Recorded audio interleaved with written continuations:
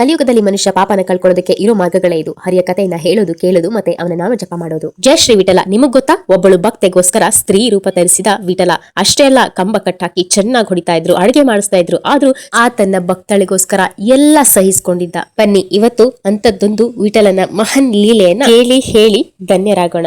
ಹೌದು, ಅವರೇ ಸಕ್ಕುಬಾಯಿ. ಸಕ್ಕುಬಾಯಿ ಎನ್ನುವ ಮಹಾನ್ ಸಂತೆ, ಮಹಾನ್ ಶ್ರೀ ವಿಠಲನ ಭಕ್ತೆ. ಇವರು ಕೂಡ ಬಾಲ್ಯದಲ್ಲೇ ಶ್ರೀ ಪಾಂಡುರಂಗ ವಿಠಲನ ಭಕ್ತಿಯಲ್ಲಿ ಆಸಕ್ತಿಯನ್ನ ಹೊಂದಿದ್ರು. ಯಾಕೆ ಅಂದ್ರೆ ಇವರ ತಂದೆ ತಾಯಿ ಅಂದ್ರೆ ಇವರ ಪರಿವಾರ ವಿಠಲನ ಮಹಾನ್ ಭಕ್ತರಾಗಿದ್ರು. ಅದರಿಂದಾಗಿ ಇವರಿಗೆ ವಿಠಲನಲ್ಲಿ ಅಪಾರವಾದ ಭಕ್ತಿ, ಅಪಾರವಾದ ಪ್ರೇಮ, ಏನೋ ಒಂದು ರೀತಿಯ ಸೆಳೆತ ವಿಠಲನ ಕಡೆಗೆ. ಅಷ್ಟೊಂದು ಅಪಾರವಾದ ಭಕ್ತಿ ಇದ್ದ ಈ ಪುಟ್ಟ ಹುಡುಗಿ ಬೆಳೀತಾ ಇದ್ದ ಹಾಗೆ ಮದುವೆ ಮಾಡಿ ಗಂಡನ್ ಮನೆಗೆ ಕಳಿಸ್ಬಿಡ್ತಾರೆ. ಇನ್ನು ಗಂಡನ್ ಮನೆಯಲ್ಲಿ ಎಲ್ಲ ಸದಸ್ಯರು ಕೂಡ ತುಂಬಾ ಕಠೋರವಾದ ಹೃದಯ ಉಳ್ಳವರಾಗಿರ್ತಾರೆ. ಅಂದ್ರೆ ಅವರಿಗೆ ಭಕ್ತಿ ಅನ್ನೋದೇ ಗೊತ್ತಿಲ್ಲ. ದಾನ, ಧರ್ಮ, ಕರುಣೆ, ದಯೆ ಇದ್ಯಾವುದೂ ಇಲ್ಲ. ಅಹಂಕಾರ ತುಂಬಿದ ಪರಿವಾರ ಆಗಿರುತ್ತೆ. ಇಂತಹ ಒಂದು ಪರಿವಾರಕ್ಕೆ ಸೊಸೆಯಾಗಿ ಹೋಗ್ಬೇಕಾಗತ್ತೆ ಈ ಸಕ್ಕುಬಾಯಿ. ಅದಾದ ನಂತರ ಏನಾಗುತ್ತೆ ಅಂದ್ರೆ, ಸಕ್ಕುಬಾಯಿಗೆ ಬಾಲ್ಯದಿಂದಲೇ ತನ್ನ ತಾಯಿ ತಂದೆ ಎಲ್ಲಾ ಮನೆ ಕೆಲಸಗಳನ್ನ ಕಲ್ಸಿರೋದ್ರಿಂದ ಎಲ್ಲಾ ಕೆಲಸವನ್ನು ಅಚ್ಚುಕಟ್ಟಾಗಿ ಮಾಡ್ಕೊಂಡು ಹೋಗ್ತಾ ಇರ್ತಾರೆ. ಎಲ್ಲರ ಸೇವೆಯನ್ನು, ಅತ್ತೆ ಮಾವ ಗಂಡನ ಸೇವೆನ ಅಚ್ಚುಕಟ್ಟಾಗಿ ಮಾಡ್ಕೊಂಡು ಹೋಗ್ತಾ ಇರ್ತಾರೆ. ಆದ್ರೆ ಅವ್ರ ಹೃದಯದಲ್ಲಿ ನೆಲೆಸಿರೋ ಆ ವಿಠಲನ ಭಕ್ತಿ ಮಾತ್ರ ಯಾವತ್ತೂ ಅವರಿಗೆ ಮರೆಯಲಿಕ್ಕೆ ಸಾಧ್ಯನೇ ಆಗೋದು.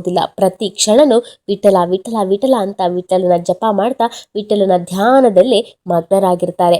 ಎಷ್ಟು ಮಗ್ನರಾಗಿರ್ತಾರೆ ಅಂದ್ರೆ, ಅವ್ರ ಮನೆಯಲ್ಲಿ ಅವರಿಗೆ ಒಂದು ಕ್ಷಣನು ಬಿಡದೆ ಚಿತ್ರ ವಿಚಿತ್ರವಾದ ಹಿಂಸೆಯನ್ನ ಕೊಡ್ತಾ ಇದ್ರು. ಆ ಹಿಂಸೆಯನ್ನ ದೇಹ ಅನುಭವಿಸುತ್ತಾ ಇತ್ತೆ ವಿನಃ ಅವರ ಮನಸ್ಸು ಅದನ್ನ ಅನುಭವಿಸ್ತಾ ಇರ್ಲಿಲ್ಲ. ಅಷ್ಟೊಂದು ಮನಸ್ಸನ್ನ ಸ್ಥಿರವಾಗಿ ವಿಠಲನಲ್ಲಿ ನೆಟ್ಟಿದ್ರು. ಅಂದ್ರೆ ಅವರಿಗೆ ದಿನ ಹೊಡಿತಾ ಇದ್ರು, ಬಡಿತಾ ಇದ್ರು, ಊಟ ಕೊಡ್ತಾ ಇರ್ಲಿಲ್ಲ. ಹಳೆಯ ಅನ್ನನ ಕೊಡ್ತಾ ಇದ್ರು, ಹಳಸಿದ ಅನ್ನನ ಕೊಡ್ತಾ ಇದ್ರು, ಹಳಸಿದ ಪಲ್ಯ, ಹಳಸಿದ ರೊಟ್ಟಿ ಇವುಗಳನ್ನೇ ಕೊಡ್ತಾ ಇದ್ರು. ಇದನ್ನೇ ತಿಂದ್ಕೊಂಡು ವಿಠಲ ವಿಠಲ ಅಂತ ಅನ್ಕೊಂಡು ನೆಮ್ಮದಿಯಾಗಿ ಕಾಲ ಕಳೀತಾ ಇದ್ರು. ಆದ್ರೆ ಅವರ ಮನಸ್ಸಿನಲ್ಲಿ ಒಂದೇ ಒಂದು ಆಸೆ ನೆಲೆ ಮಾಡಿತ್ತು. ಅದೇನು ಅಂದ್ರೆ, ನಾನು ವಿಠಲನ ದರ್ಶನ ಮಾಡಬೇಕು, ಪಂಡ್ರಾಪುರಕ್ಕೆ ಹೋಗ್ಬೇಕು, ನಾನು ವಿಠಲನ ದರ್ಶನ ಮಾಡಬೇಕು ಅನ್ನುವ ಒಂದು ಆಸೆ ಪ್ರತಿ ಕ್ಷಣ ಅವರ ಮನಸ್ಸಿನಲ್ಲಿ ತುಡಿತಾನೆ ಇತ್ತು. ಇದರಿಂದಾಗಿ ಒಂದು ದಿನ ಏನ್ ಮಾಡ್ತಾರೆ ಅಂದ್ರೆ, ಮನೆಯಿಂದ ಆಚೆ ನೀರ್ ತರ್ಲಿಕ್ಕೆ ಅಂತ ಹೋಗಿರ್ತಾರೆ. ಆಗ ಆ ಏನು ನೀರ್ ತರುವ ಜಾಗದಲ್ಲಿ ಒಂದಷ್ಟು ಜನ ಸಂತರು ವಿಠಲ ವಿಠಲ ಜೈ ಜೈ ವಿಠಲ ಅಂತ ವಿಠಲನ ನಾಮಸ್ಮರಣೆ ಮಾಡ್ತಾ ನಡ್ಕೊಂಡು ಹೋಗ್ತಾ ಇದ್ರು. ಎಲ್ಲಿ ಹೋಗ್ತಾ ಇದ್ರು ಅಂದ್ರೆ, ಪಂಡರಾಪುರಕ್ಕೆ ವಿಠಲನ ದರ್ಶನಕ್ಕೆ ಈ ಸಂತರು ಹೋಗ್ತಾ ಇದ್ರು. ಆ ಸಂದರ್ಭದಲ್ಲಿ ಅವರನ್ನ ಈ ಸಕ್ಕುಬಾಯಿ ನೋಡ್ತಾರೆ. ನೋಡಿದವರು ಅವ್ರ ಜೊತೆಗೆ ಹೋಗ್ಬಿಟ್ಟು ನಾನು ವಿಠಲನ ದರ್ಶನ ಮಾಡಬಹುದು ಅಂತ ಹೇಳಿ ಯಾವುದು ಯೋಚನೆಯನ್ನೇ ಮಾಡದೆ ತಂದೆಯೋ ಬಿಂದಿಗೆನ ಅಲ್ಲೇ ಇಟ್ಬಿಟ್ಟು ಅವ್ರ ಹಿಂದೆ ವಿಠಲ ವಿಠಲ ಜೈ ಜೈ ವಿಠಲ ಅಂತ ಹೇಳಿ ಜಪ ಮಾಡ್ತಾ ಆ ಸಂತರುಗಳ ಹಿಂದೆ ಹೊರಟೇ ಬಿಡ್ತಾರೆ.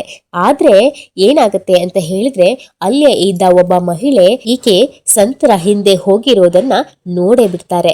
ನೋಡಿ ಬೇಗ ಬೇಗನೆ ಹೋಗಿ ಅವರ ಅತ್ತೆ ಮಾವ ಮತ್ತೆ ಗಂಡನಿಗೆ ತಿಳಿಸ್ತಾರೆ.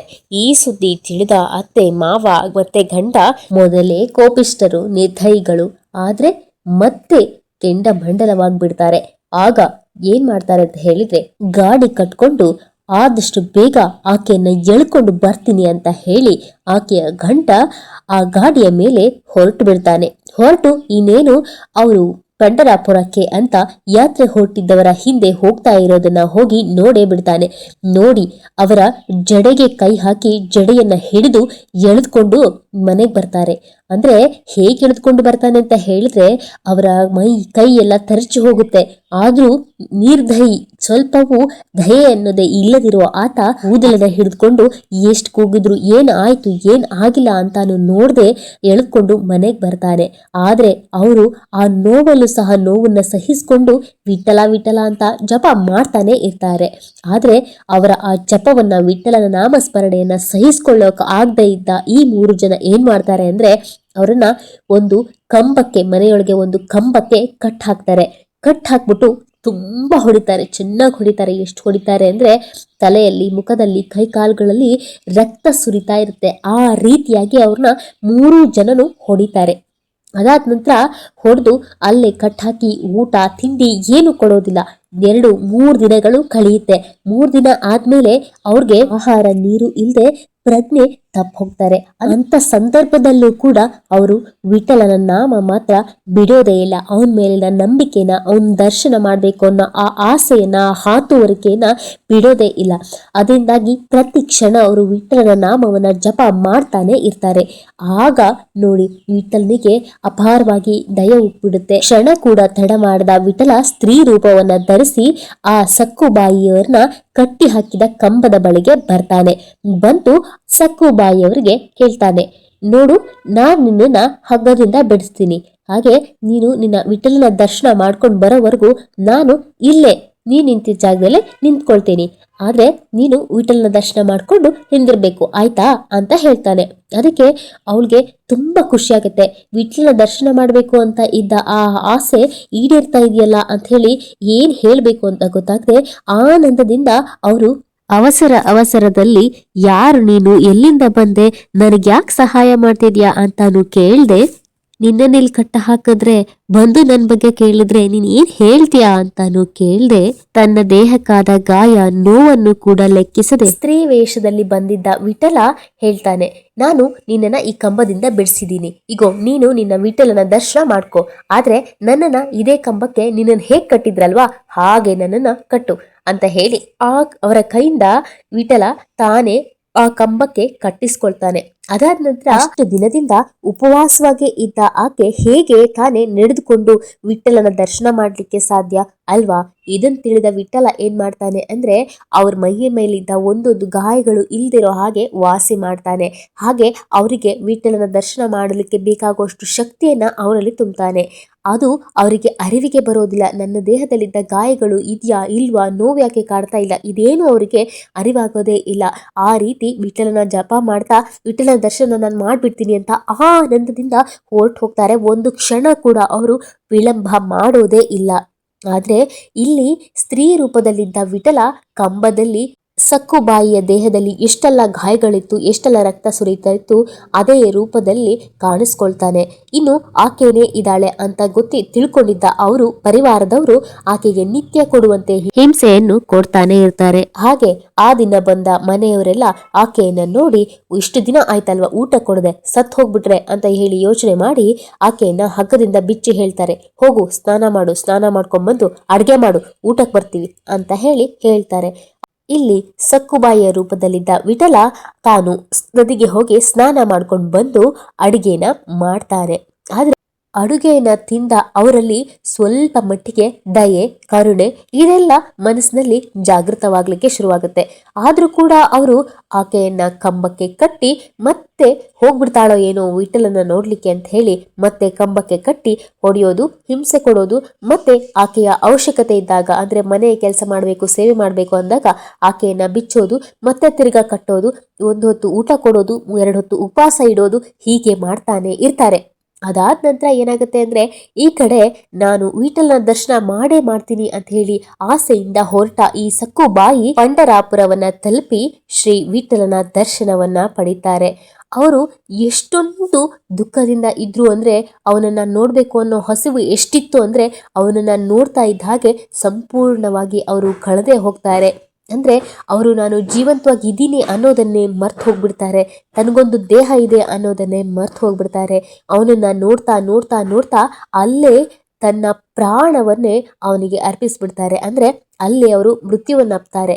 ಮೃತ್ಯು ಅಪ್ಪಿದ ನಂತರ ಏನಾಗುತ್ತೆ ಅಂತ ಹೇಳಿದ್ರೆ ಅವರ ಸಾವಾಯ್ತು ಅಂತ ತಿಳಿದ ಅಲ್ಲಿದ್ದ ಜನ ಇವರು ವಿಠಲನ ಮಹಾನ್ ಭಕ್ತೆ, ಮಹಾನ್ ಸಂತೆ ಅಷ್ಟೇ ಅಲ್ಲ, ಅವನನ್ನ ದರ್ಶನ ಮಾಡ್ತಾ ಮಾಡ್ತಾ ಇಲ್ಲೇ ವಿಠಲನನ್ನೇ ಸೇರ್ಕೊಂಡಿದ್ದಾರೆ. ಇನ್ನು ಇಂತಹ ಸಂತರನ್ನ ನಾವು ಇಲ್ಲೇ ಅಂತ್ಯ ಸಂಸ್ಕಾರ ಮಾಡಬೇಕು ಅಂತ ಹೇಳಿ ಅವರನ್ನ ಒಂದಷ್ಟು ಜನ ಸಂತರು ಸೇರಿ ಅಂತ್ಯ ಸಂಸ್ಕಾರವನ್ನ ಮಾಡ್ತಾರೆ.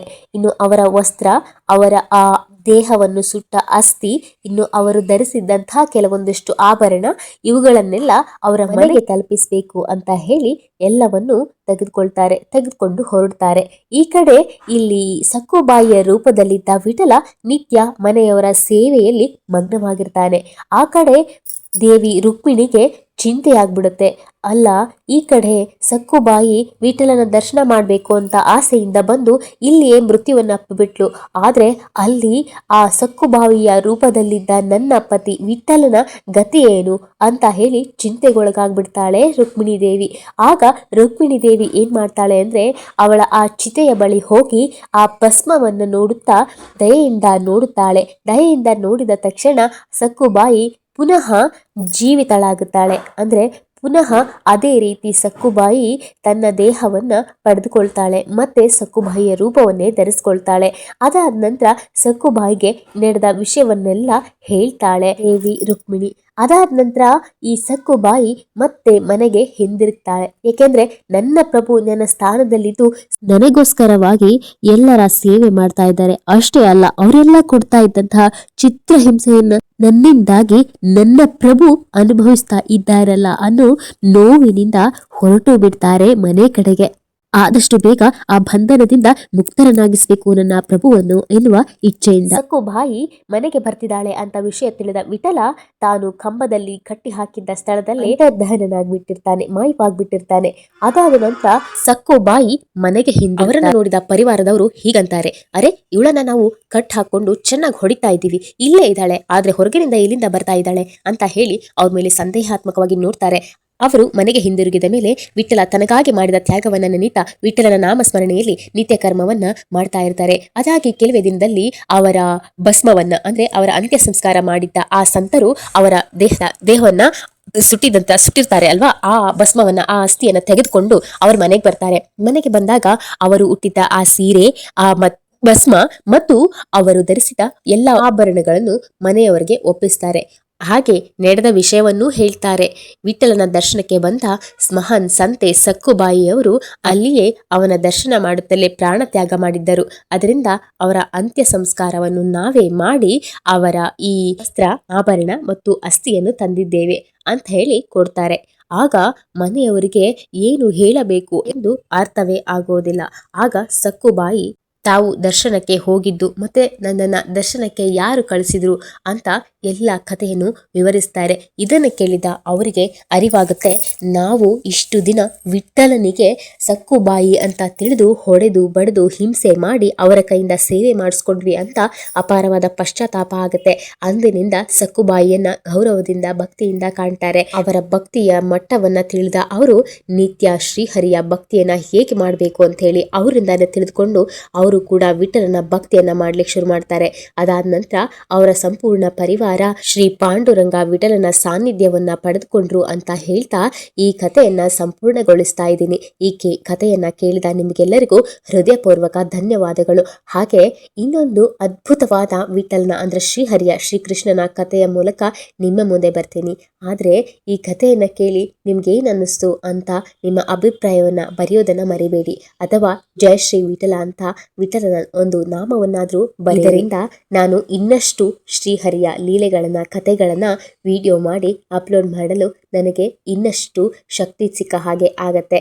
ಹಾಗೆ ನಾನು ಪುರಿ ಜಗನ್ನಾಥನ ಕಥೆಗಳ ವಿಡಿಯೋಗಳನ್ನ ಮಾಡಬೇಕು ಅನ್ಕೊಂಡಿದ್ದೀನಿ. ಇದಕ್ಕೆ ನಿಮ್ಮ ಅಭಿಪ್ರಾಯ ಅನಿಸಿಕೆಯನ್ನ ಕಮೆಂಟ್ ಮಾಡಿ. ಶ್ರೀ ವಿಠಲನ ಮಹಾನ್ ಭಕ್ತರಾದ ಸಕ್ಕುಬಾಯಿ ಅವರ ಸಂಪೂರ್ಣ ಕಥೆಯನ್ನ ಕೇಳಿದ ನಿಮಗೆಲ್ಲರಿಗೂ ಕೋಟಿ ಕೋಟಿ ಧನ್ಯವಾದಗಳು. ಶ್ರೀ ಕೃಷ್ಣಾರ್ಪಣಮಸ್ತು.